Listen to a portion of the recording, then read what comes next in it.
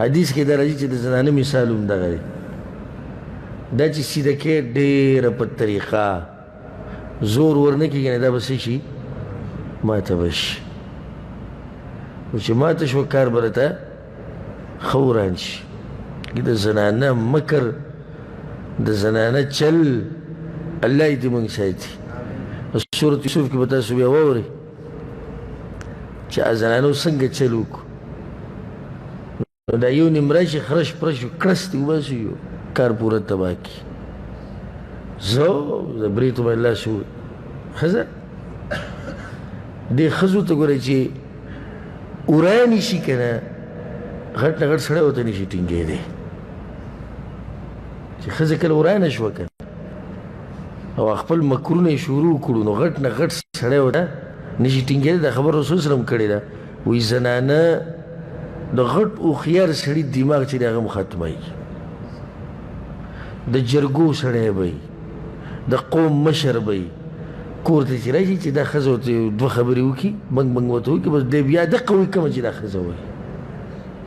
ته ورته وایه لږ سوچ وکړه حاجي صاحب لږ سوچ وکړه وایي سوچ پکې څه شی دی سوچ پکې څه شی دی ما ته ویلی شوي دي څه دي دا غټ سړی چې د دې ښځې سره په دې تولۍ کې څملي د شپې په کټ کې ورته دا ووایي خبره سهار چې دی راپاسي سترګې یې د سري بیا نه پلار نه د مور نه د رونو نه د خویندو نه د بچو هلته دنې ورته ډر شوی نو بیا بعض ښځې داسې دا کمې چې مؤمنې سادهګانې ورته کړي دوی خپله خبره وکړي داسې بس ساده غونته کړي دوی د خاوند خوښه یې که مني او که نه یې مني خو چې کومه مکاره ښځه دا به دا خبره داسې تاو کړي او راتاو به یې کړي یو دوه اوښکې به پکې تویې کړي او تا ته به داسې ووایي چې لکه ما خو ستا دپاره ګزاره کوله او هغه ما سره دا ظلمونه وشو د هغې سره به درې اوښکې نورې تویې کړي نه ستا عقل بلکل ختم شي به ته بار ته راوځې دومره تا راډک کړي دومره ته که ته ډېرې را دغه کړې نو داسې ظالمان به کوم شي چې به د پلار باندې او به د مور ګزاره کوي هلته دوه اوښکې ډېرې که نه بیا په دې جنګ کې به تا ته دا ووایي راځه او ښه به په ژړا شي زما قسمت وي دغه ته راځه تا ښه راګرم کړي د دې ښځو ناشنا چلونه یې ناشنا وي یو کس و بعضو کتابونو کې دا خبر راځي وي هغه دا خبر په ځان لازم کړې وه چې زه به د ښځو د دې مکر او د چلونو په باره کې کتاب لیکمه او دا هغه وخته پورې به زه واده نه کومه چې څو پورې ما دا کتاب نه پوره کړی او ګرځېدو بس روانو چې ته په سفر باندې چې دا مکر او دغه د قیسې میسې را جمع کولې د زنانو په یوه کلي باندې تېر شوی دی هلته دغه کې مشر و او شړه علاقه وه ټوله نو هغه ورته چېرته روانې وي داسې تلم په سفر باندې دلته شپه وکړه به ذکر پخوا داسې د علاقو د مشران چې وو د بادشاهین د دوی به دربار کولا و بیٹک و مجلس و دا خلق بہت تلو راتلو ندیم کم کنستو دلت بیا دا باچا سے او دا علاقی دری مشر دری خزی سر ملاقاتو شو اغیم ولی دا اغم روتا میرا ملمانے ولی دا تیوی تسکیز دیت ربانی وی جی بس مک دا غیر آده کردی دو آگانی کوا وی سی اراده دی کردی وی دی خزو دا دوکی و دا مکر و دا شینمین را جمع کوم نو دا آغا وقت پوری زه وادم نکوم نو تره ته دعاګانې کوه خبره الله دې به کامیاب کړي سحر له بیا څه کار د ده پېښ شوی دغه کور کې چې ورغلی هلته د هغه ښځه مو د مشر ده خبرې اترې ورسره کړي دي کړي بیا ورته دعوت ورکړی دی د فحاشۍ دعوت یې ورکړی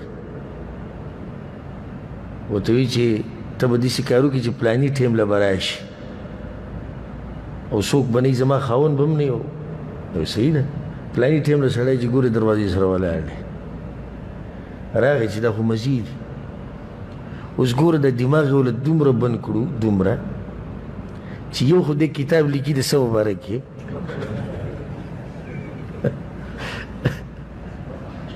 د زنانه مکر او دې ته سوچ نشته دویمه دې سړي د سره څومره ښه وکړو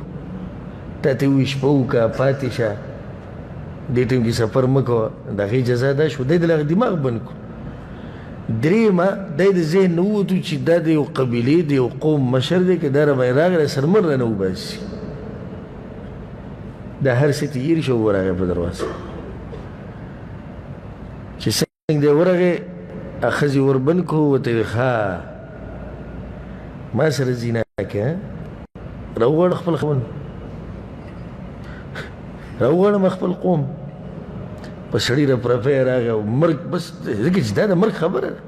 چې دا غټ خلک د باندې خبر شو ته یوازې وي څوک د سره نشته راوغواړم خپل خاوند بدتمیزه وي ته دلته راغلی ما ته لاس اچې هغه وایي نه زما خو دغه مقصد نه و دا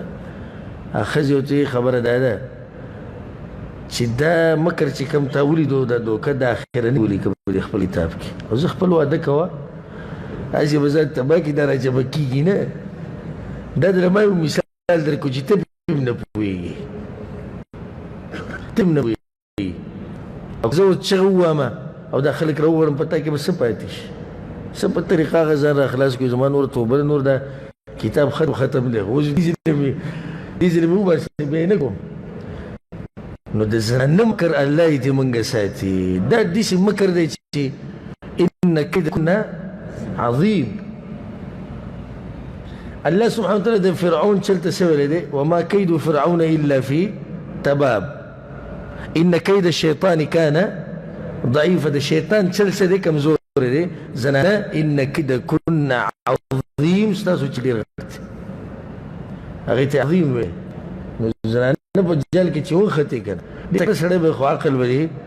کار پرېږدي